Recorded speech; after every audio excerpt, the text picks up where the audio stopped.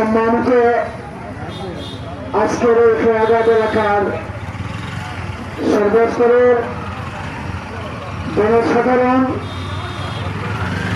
আমি আপনাদের সামনে আহমদ বেলাল ভাইয়ের পক্ষে আপনারা আহমদ বেলাল ভাইকে ভোট দিবেন বা জনগণের মাত্রায় আপনারা ভোট দিবেন, সেটা আমি বলার জন্য আপনাদের কাছে আসি নাই, উপস্থিত হয় নাই। আপনাদের কাছে এসেছি একটি বিচার দেওয়ার জন্য। বিচারের মালিক আপনারা, আপনারা বিচার করবেন। বিবেকের অধিকার আপনার, আপনার বিবেককে আপনি জিজ্ঞাসা করবেন কাকে আপনি ভোট দিবেন। যাকে আপনি ভোট দিবেন সেই ব্যক্তি আপনার জনসেবা করতে পারবে কিনা, তার যোগ্যতা রয়েছে কিনা, তার সামর্থ্য রয়েছে কিনা, সে একজন সৎ ব্যক্তি কিনা, সেই প্রশ্নটুকু আপনাদের কাছে আমি রাখবো, আপনারা বিবেচনা করবেন।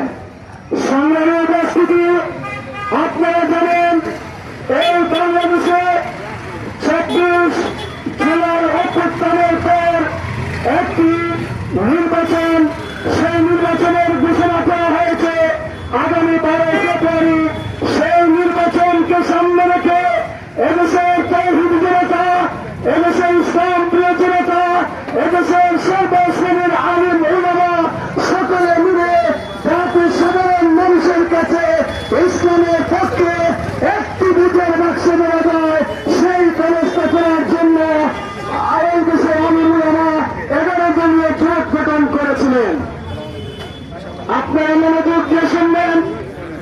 11 দলীয় জোটের অন্যতম শরিক দল রিয়াজু কমিটির মধ্যে প্রধান ছিলেন জামাত ইসলামের বর্তমান আমির ডক্টর শফিকুর রহমান সাহেব। পাশাপাশি জোটের অন্যতম শরিক দল আপনারা জানেন শাইখুল হাদিস ইবনে শাইখুল হাদিস আল্লামা মামুনুল হক সাহেব দামাত বরকাতুহুম। এরা সবাই মিলে যখন 11 দলীয় জোট গঠন করতেছিলেন এবং জোট গঠন হয়েছে, শেষ পর্যায়ে এসে একটি ইসলামী দল তাদের বুঝাপড়ার মাধ্যমে ওরা আর জোটে থাকতে পারে নাই। আমাদের কোনো অসুবিধা নাই, শেষ পর্যন্ত 10 দলীয় একটা জোট গঠন করা হয়েছে। সক্রিয় উপস্থিতি 10 দলীয় জোটের মাধ্যমে আপনারা জানেন অঙ্গীকারবদ্ধ হয়েছিলেন যাতে সবাই